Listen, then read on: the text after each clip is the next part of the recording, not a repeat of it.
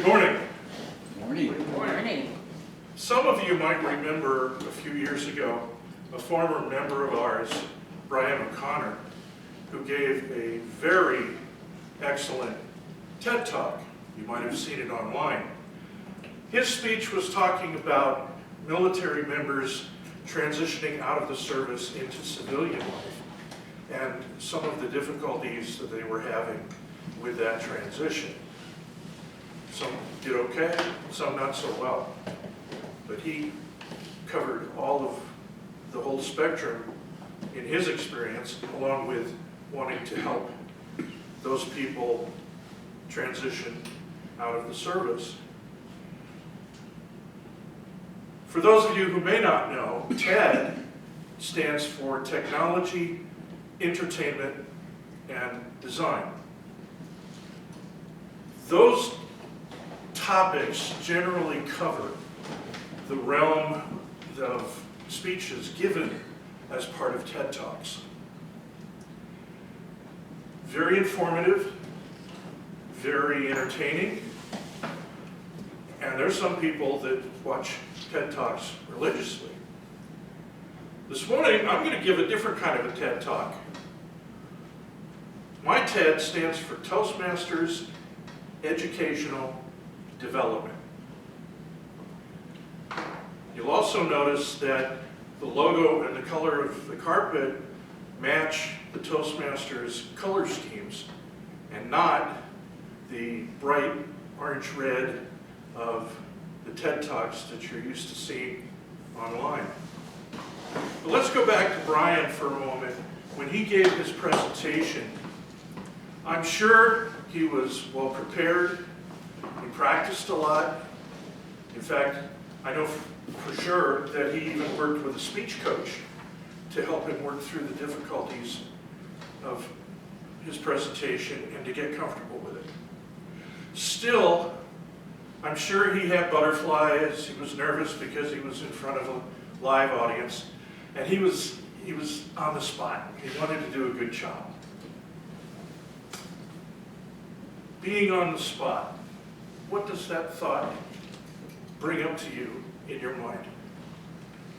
You might be a little scared, you might be a little apprehensive, you don't want to be put on the spot. But that's why we come here and practice things like table topics. Table topics is a great example of being put on the spot. You come to a meeting every week, you know the theme, so you have a general idea of what's going to transpire during the meeting.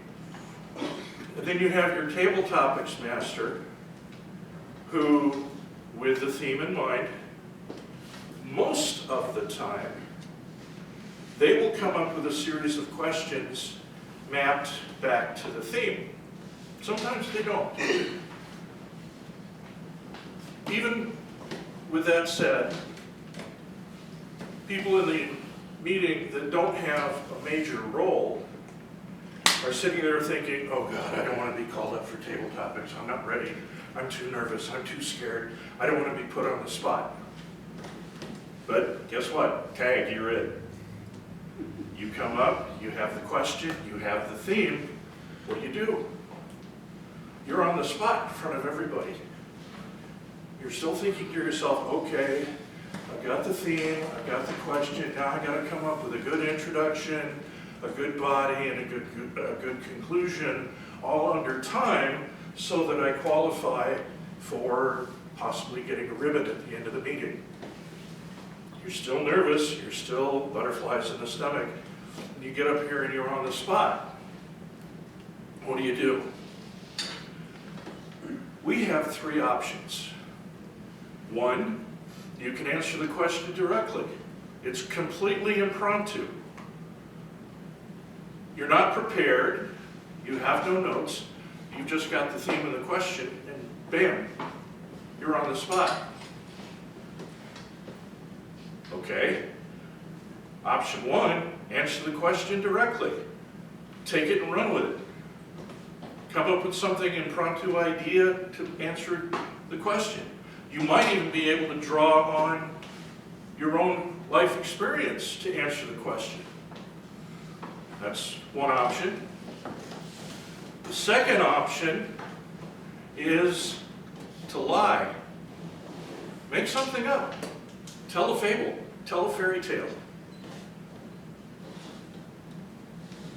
If you can't relate to the question giving life experience, make something up. It's okay. You're here to practice impromptu speaking, speaking off the cuff, unprepared, no notes, you're on the spot. Make something up. Some people do. In fact, I think there's even a Toastmasters club that deals with nothing but fables and telling fairy tales and stories and lies, if you want to call it that. I'm sure it's a lot of fun. Impromptu speaking, what's the third option? Some of us have actually done it here. You get the question, you know the theme, you get up here, and all of a sudden you think to yourself, you know what, I'm going to flip this whole thing on its head. And I'm not going to answer the question. I'm going to go completely off theme, and I'm going to talk about something I want to talk about. Maybe instead of talking about rabbit stew and whether it tastes like chicken or not, I'm going to talk about my upcoming trip to Vegas and what I'm not going to do there. Totally off topic, impromptu, you're on the spot.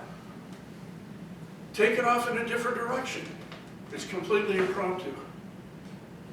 So there's three options of what you can do when you're put on the spot as far as table topics is concerned. Impromptu can also be being put on the spot when you know you're in a particular role, but you're still not prepared for it. I'm going to go back to a little life experience. Way before I joined Toastmasters, I was asked to be the best man at a good friend's wedding and his wife.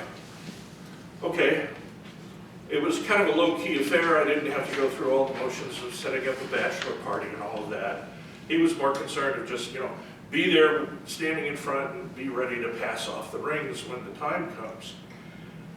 Later we go to the reception, and the time came for me to give my best man speech. Oops. I didn't do any research, I wasn't prepared, I was off on the spot. I'm like, okay, I've got to make something up on the fly to compliment my friends Al and Michelle. Long story short, I blew it. I was totally unprepared, and what came out was not more highlighting my friends getting married and they're starting a new life together, but it was like, gee, thank you for letting me be here and share in this opportunity. Totally blew it. That's what can happen with being on the spot, impromptu, and really not being prepared. But let's move on to a different kind of being on the spot. We'll call this extemporaneous speeches. Ones that you've prepared for. You've done some research, you've got your notes. Maybe it's one that you've given before.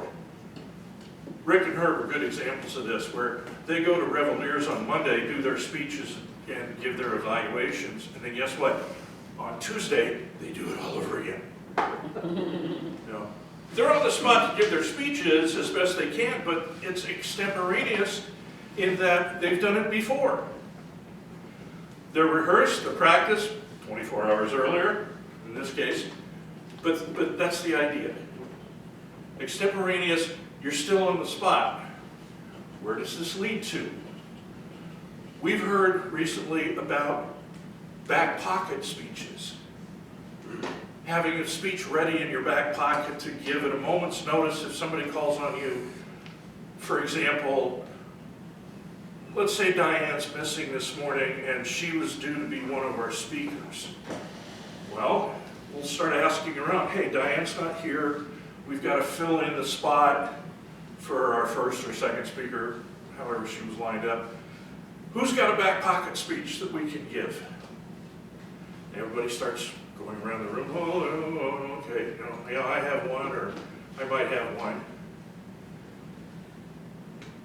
Hopefully, the back pocket speech that whoever volunteers to step up and be on the spot, hopefully their speech will somewhere align with the theme of the meeting. If it does, it's great, it's wonderful. It fits right in, there's a smooth flow to the meeting, everybody's enjoying the theme, and the person is ready to get put on the spot with their back pocket speech. That's the good news. The bad news can be if you only have one back pocket speech and you find yourself in a situation where somebody calls on you to give your back pocket speech. You know, okay, Dave, CAG, you're it. We need somebody to give a back pocket speech at a club meeting. Well, a club meeting is for a bunch of sportsmen who enjoy the game of golf, for example. Okay? For the sake of illustration, let's say I've never played golf, I don't know anything about it, so I can't speak from life experience, and the only back pocket speech I have is one on gourmet cooking. It doesn't fit the theme. What do? I'm on the spot, I've got to give it some kind of a extemporaneous speech and map it to the theme or the environment that I find myself in. I've got a back pocket speech, but it just doesn't fit. I'm on the spot. How can I somehow blend gourmet cooking with golf? How about making Swedish meatballs and imagining them as being golf balls? I'm making it up as I go along, but I'm trying to blend my back pocket speech to the theme of the meeting or the group that I'm in. I'm almost tempted to make the recommendation that if you can, have, say, 2 or 3 back pocket speeches on a variety of subjects that you could draw from if you find yourself in almost any given situation.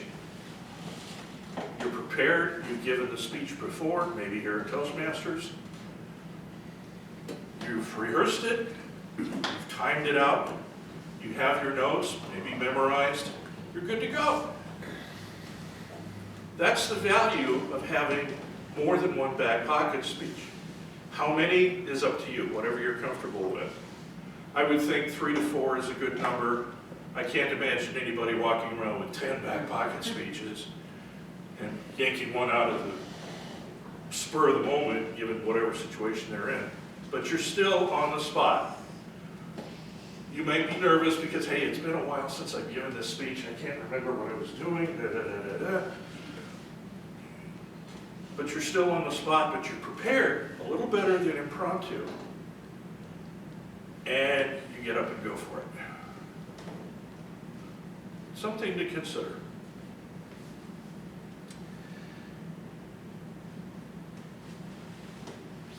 I want to go back to Brian's presentation with Ted.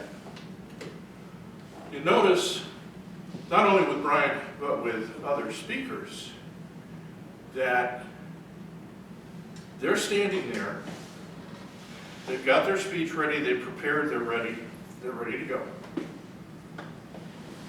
They've thought through their introduction, their body, and their conclusion. They're at ease as much as they can be, but they're still on the spot. They're worried, I've got to give a good presentation, and I've got to make eye contact with all the people in the room. Now, in a TED Talk, usually the person is standing there like Brian.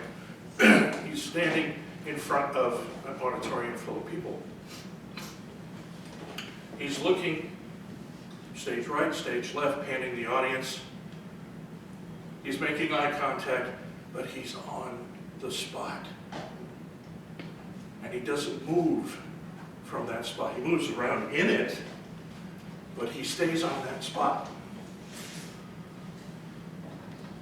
He's not worried about what he's doing during the speech. He's concerned with giving a good presentation. I'll go from the sublime to the ridiculous. When I went to the Toastmasters International Convention in 2017 in Vancouver, the International Speech Contest's participants gave their presentations to a ballroom full of people. The stage ran almost the length of the room. Speakers got up there, they were introduced, they stood in the middle of the stage and began their presentation. Somewhere in the mix, they started to go to extreme stage right and talk to the people on this side of the room. Folks over here had to crane their neck and say, hey, you know, what's the speaker doing over there? I'm having a hard time watching it. Then the speaker would change and come over to the extreme far left of the stage and do the same thing, talk to these people.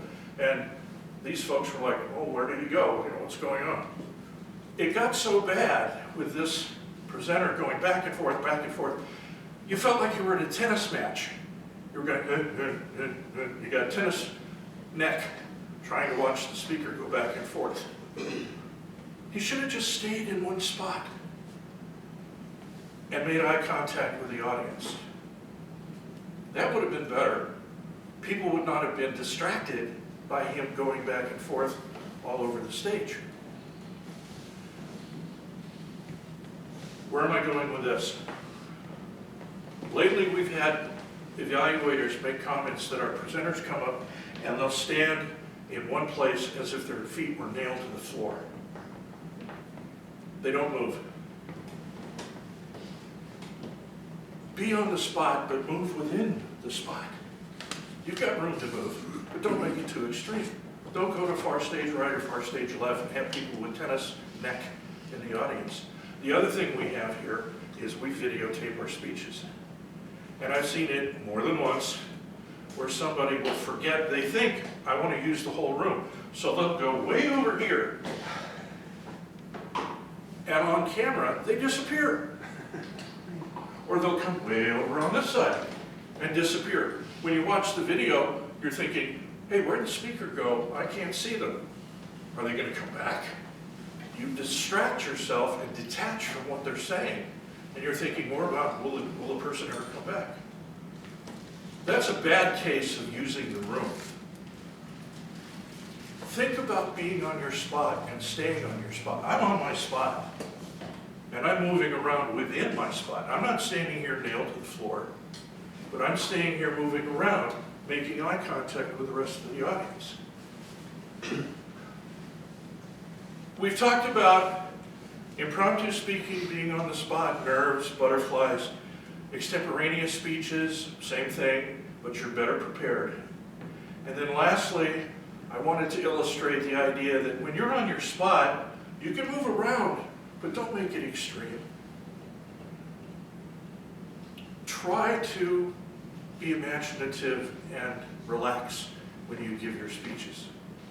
I think it'll come out better, and you won't worry so much about being put on the spot.